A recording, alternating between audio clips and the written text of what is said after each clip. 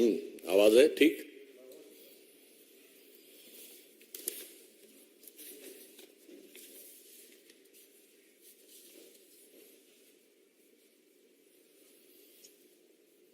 शुरू करें। मित्रों, नित्य प्रति भ्रष्टाचार, अपराधीकरण, महिलाओं के साथ दुष्कर्म जैसी शर्मनाक घटनाओं के लिए बार बार उभर के आते हुए राजस्थान सरकार के कारनामों में अब एक नया काला अध्याय जुड़ गया है। और यह काला अध्याय लाल डायरी से संबंधित है। वो लाल डायरी जो पिछले कई दिनों से चर्चा बनी हुई थी और जिसको लेकर आपने देखा कि विधानसभा के अंदर फिजिकल मैन हैंडलिंग तक हुई, और अब उस लाल डायरी के काले पन्ने भी एक एक करके सामने आने लगे हैं। अभी जो उसके कुछ अंश सामने आए हैं, उससे कांग्रेस के अंदर और कांग्रेस की सरकार के द्वारा राजस्थान क्रिकेट एसोसिएशन और इस ढंग की चीजों के साथ पैसे के लेन देन की बातें भी सामने आ रही हैं। और अब इसमें इस लाल डायरी में तो राजस्थान के मुख्यमंत्री जी के लाल के भी कारनामे सामने आ रहे हैं। और मैं यह बात इसलिए गंभीरता से कहना चाहता हूं कि यह विषय केवल एक आरोप नहीं है, यह विषय राजस्थान सरकार के मंत्री ने उठाया है। और मंत्री ने कहां उठाया है? सदन के पटल पर उठाया था। मेरे विचार से संवैधानिक दृष्टि से सरकार के मंत्री का सदन के पटल पर दिया गया वक्तव्य सबसे ऑथेंटिक या प्रामाणिक माना जाता है। तो इससे अधिक प्रामाणिकता सरकार, राजस्थान सरकार के भ्रष्टाचार की नहीं हो सकती। और मैं कांग्रेस के अपने विरोधियों को याद दिलाना चाहता हूं, हमने जब जब किसी भी प्रकार की बात कही है तो वो केवल आरोप नहीं लगाया है।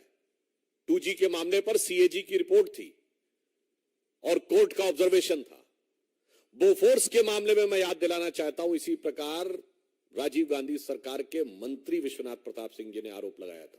आज अशोक गहलोत जी की सरकार के मंत्री, जिसे चंद घंटों में बर्खास्त कर दिया गया, राजेंद्र गुड़ा ने आरोप लगाया है। तो मैं कह सकता हूं this is going to be a Bofors movement for Rajasthan सरकार।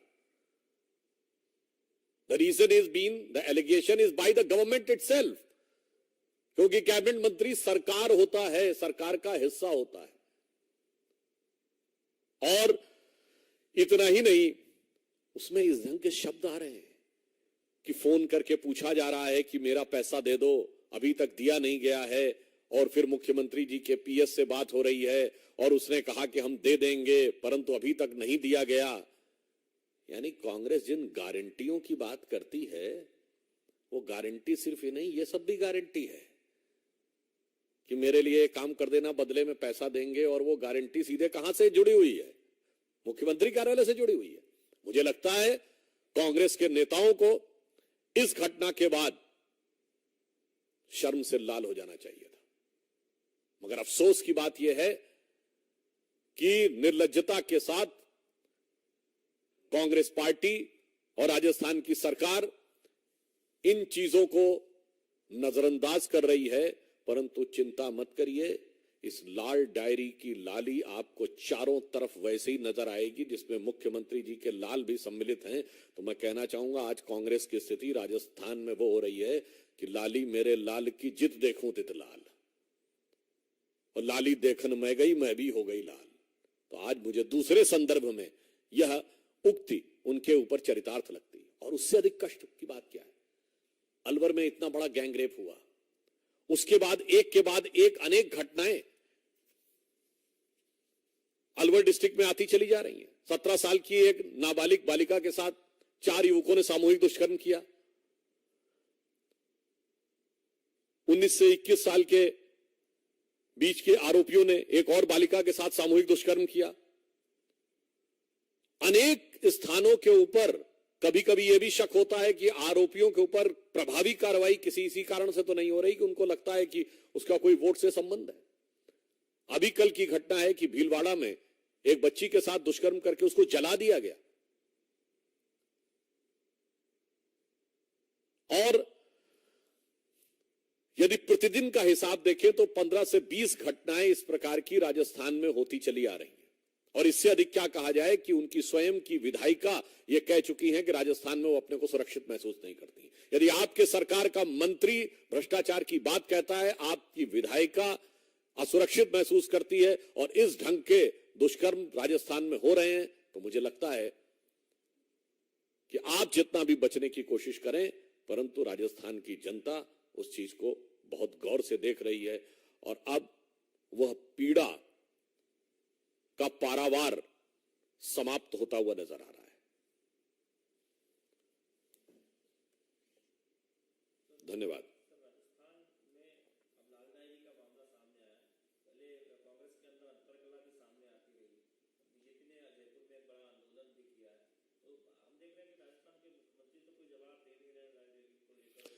इसीलिए यह सवाल कांग्रेस के नेतृत्व से है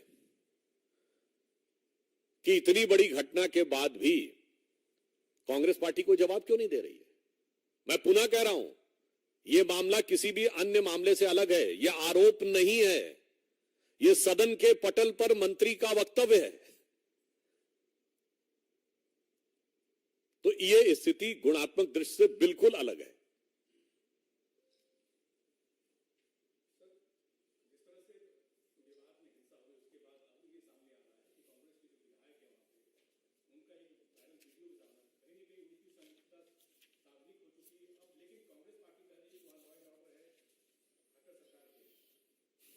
देखिए, बहुत दुख की बात है, कांग्रेस के विधायक, यहां पर पुनः मैं कह रहा हूं, राजस्थान में भ्रष्टाचार का विषय सदन के पटल पर मंत्री ने कहा, हरियाणा में उकसावे का बयान सदन के पटल पर विधायक दे रहा है।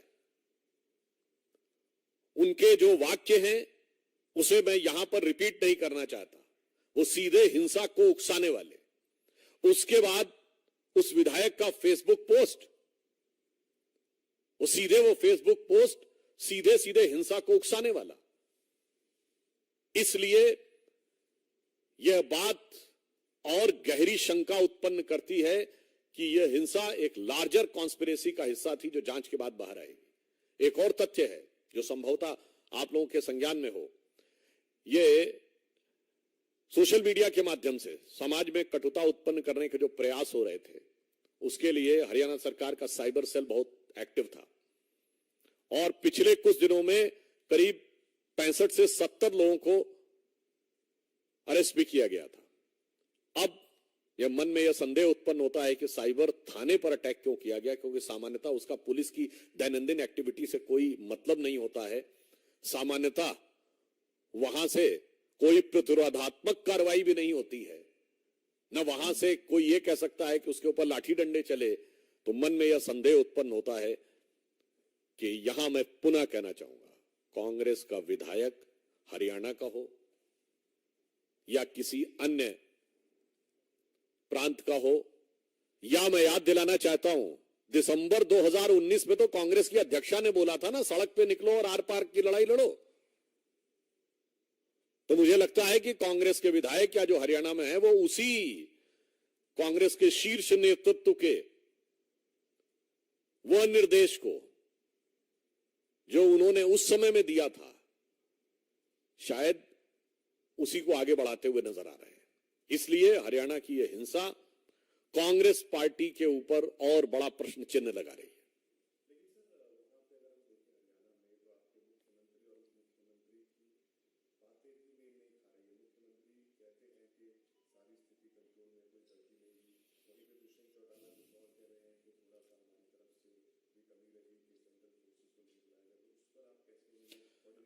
देखिए, उस घटना के ऊपर सरकार ने, हरियाणा की सरकार ने पूरी सतर्कता, संवेदनशीलता और सक्रियता के साथ काम किया है और केंद्र सरकार ने भी तत्काल त्वरित प्रभाव से समुचित सुरक्षा बल मुहैया करा के स्थिति को नियंत्रण में लाने का प्रयास किया है।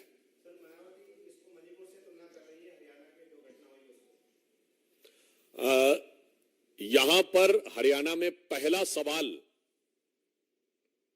कांग्रेस पार्टी से बनता है, जिसके विधायक मोहम्मद खान का बयान और उनका वीडियो, उनका सोशल मीडिया पोस्ट मेरे विचार से किसी भी राजनीतिक दल के जिम्मेदार व्यक्ति को इस प्रकार के बयान देने से बचना चाहिए, बगैर किसी संदर्भ के। कोई घटना थी क्या, किसी चीज की प्रतिक्रिया में बोल रहे थे क्या,